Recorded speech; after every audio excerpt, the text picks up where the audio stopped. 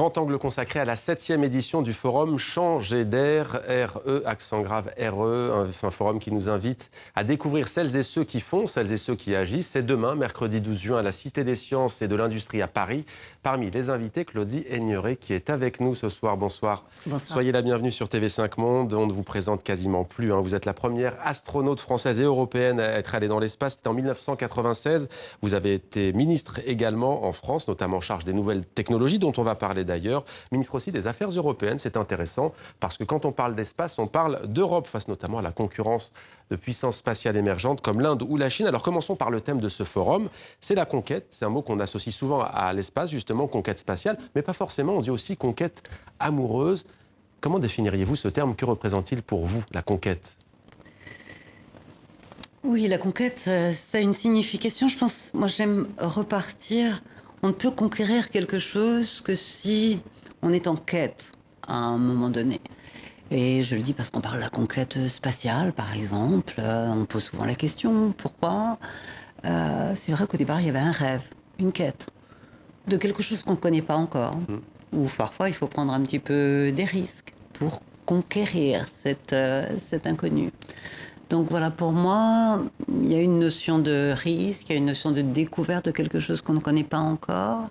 Ça peut être des territoires très lointains, ça peut être des émotions inconnues, ça peut être des structures du vivant, la conquête du cerveau qui sera évoquée par exemple dans le forum demain, la conquête de soi-même. Enfin, le thème de la conquête, c'est vraiment formidable parce que ça va permettre de faire discuter entre elles des disciplines diverses et d'ouvrir, je pense, des fenêtres. Alors après, est-ce que la conquête, c'est obligatoirement quelque chose qui nécessite qu'on soit en compétition dure? Pas obligatoirement. Ouais, justement, parce c'est l'action de conquérir. Il y a aussi une action assez offensive. Ça peut être pour le bon sens, comme vous venez de le dire. Ça peut être aussi, on le voit notamment sur cette course effrénée à l'espace, quelque chose d'effrayant aussi, parce que ça peut vouloir dire coloniser Mars, coloniser la Lune, dont on va parler tout à l'heure. La conquête, ça peut être une conquête sur soi-même, quand on a dépassé ce qu'on sait déjà savoir faire et ses limites. On a conquis quelque chose qui nous a grandi, qui nous élève. Bon, après, très souvent, bien évidemment, il y a des compétiteurs dans une conquête. Qui arrivera le premier ou qui ira plus loin. Qui dominera. Qui dominera. Alors parfois, moi, je le mets sous le champ de l'émulation. C'est bien, quand il y a des aiguillons qui vous font avancer plus vite. Et puis après, je crois que c'est tout ce qui caractérise justement le 21e siècle.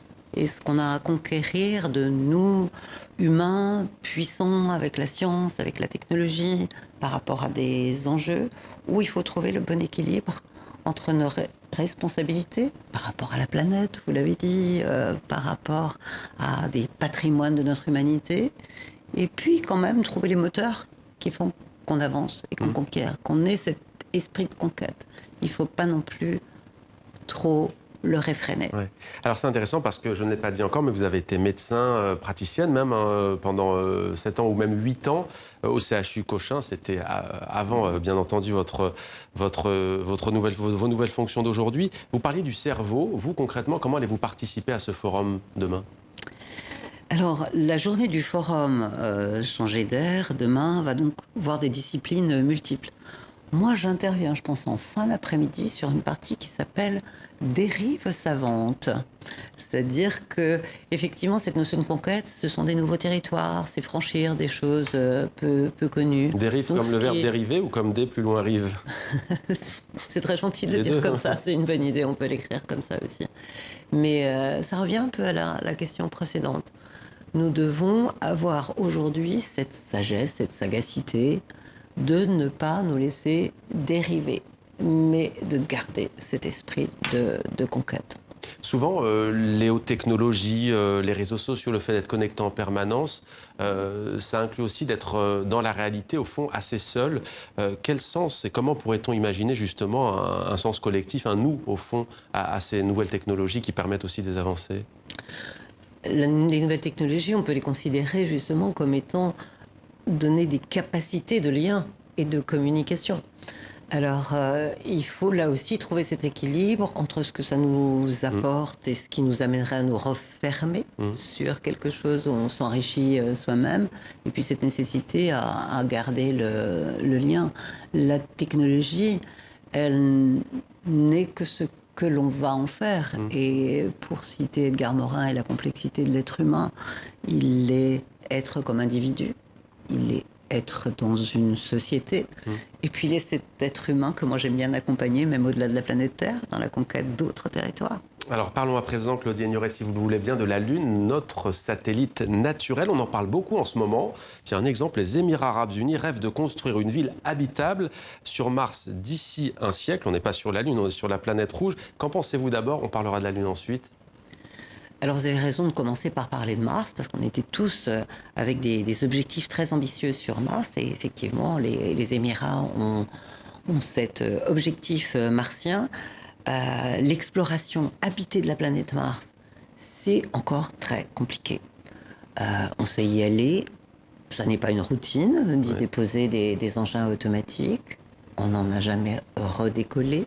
On se prépare à ramener des échantillons, mais ça n'a pas été fait. Et pour une exploration habitée, des problèmes médicaux, les radiations, bien évidemment, dans des espaces aussi lointains, des problèmes psychologiques aussi. Vous imaginez être à 120 millions de kilomètres de votre planète d'origine. Et la Lune, ce serait plus facile? Alors justement, la Lune est effectivement à 385 000 kilomètres de la Terre, Ouais. donc à 3 jours de voyage. On célèbre cette année le 50e anniversaire du premier alunissage, juillet 69, ce moment absolument magique pour tous ceux qui ont vécu cette génération Apollo. On y est allé entre 69 et 72. Et effectivement, aujourd'hui, les agences spatiales, plus largement que celles qui participaient à cette conquête de l'espace dont on a parlé précédemment, puisque la Chine est sur la face cachée de la Lune, l'Inde va envoyer un satellite, l'Agence spatiale européenne est aujourd'hui impliquée dans des projets de coopération sur la Lune, mais pas seulement les agences institutionnelles. Vous avez tous entendu parler de ces entrepreneurs, de cet esprit de Ouais. conquête d'entrepreneurs privés, que ce soit Elon Musk ou Jeff Bezos pour les plus connus participants à cet objectif Lune. Et la Lune est au centre aujourd'hui d'une convergence des Mais il y a un intérêts. projet en Europe qui vise, pourquoi pas, à créer la première ville spatiale. Vous en pensez quoi?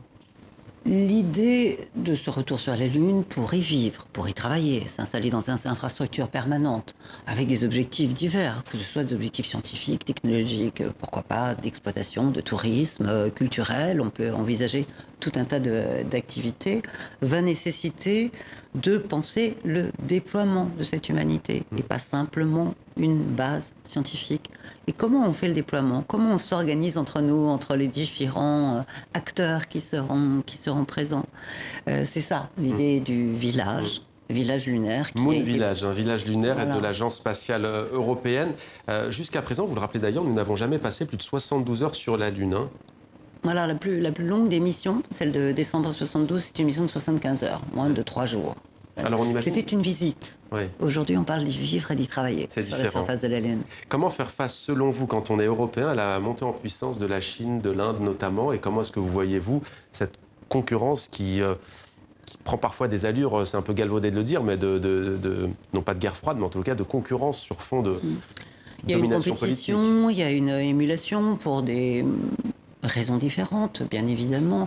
L'agence spatiale chinoise aujourd'hui est dans une démonstration stratégique de savoir-faire, de capacité technologique, et en particulier dans ces nouvelles technologies que vous évoquez tout à l'heure, mais dans des tas de dimensions. Donc il y a cette démonstration qui aiguillonne les autres pays, et en particulier les États-Unis, puisque le président Trump, il y a quelques semaines, envisageait même de déposer un premier équipage en 2024, dans 5 ans, la mission Artemis.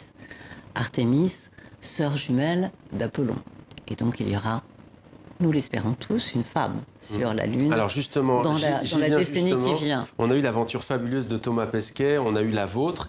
Il y a encore, disons-le, peu de femmes à accomplir de telles aventures, de telles prouesses scientifiques, à l'heure où tout semble évoluer. On parlait de l'Organisation internationale du travail qui veut une convention pour lutter contre le harcèlement. Comment expliquez-vous au fond que les femmes peinent encore à prendre toute leur place, même si on a ici et là des pilotes de chasse, et parfois même dans des pays réputés très conservateurs?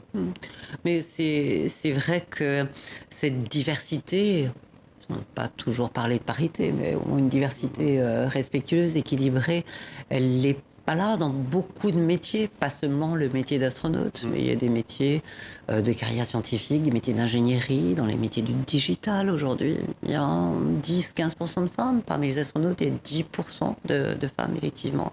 Alors, il y a des raisons au moment de l'orientation, de la confiance, de se projeter dans un avenir. Alors peut-être faut-il davantage de modèles qui incarnent ces métiers qu'on ne connaît pas bien et qui font un peu peur parce que les schémas sont pas les bons. Mais pour vous, ça avait été plus dur, Claudie Ignoret? Alors, je ne me suis pas posé cette question parce qu'il y avait justement, je reviens à la quête et au rêve de départ, quelque chose qui m'a donné l'audace. Et c'est sûrement l'étincelle de juillet 69 pour moi, avec ce regard d'enfant de 12 ans. Ouais. Qui voyait Armstrong arriver sur la Lune, qui m'a donné cette audace. Et je pense que certaines d'entre nous sont là aussi pour incarner, inspirer, donner de l'audace. Et la conquête spatiale, puisqu'on reparle de conquête, c'est quand même un élément d'inspiration, de motivation, d'envie de découvrir. Et les sciences et la technologie sont là pour servir. Et il y a aussi donc demain ce forum à la Cité des Sciences et de l'Industrie, Changer d'air. Merci beaucoup Claudie Ignoret d'avoir répondu à nos questions sur TV5 Monde.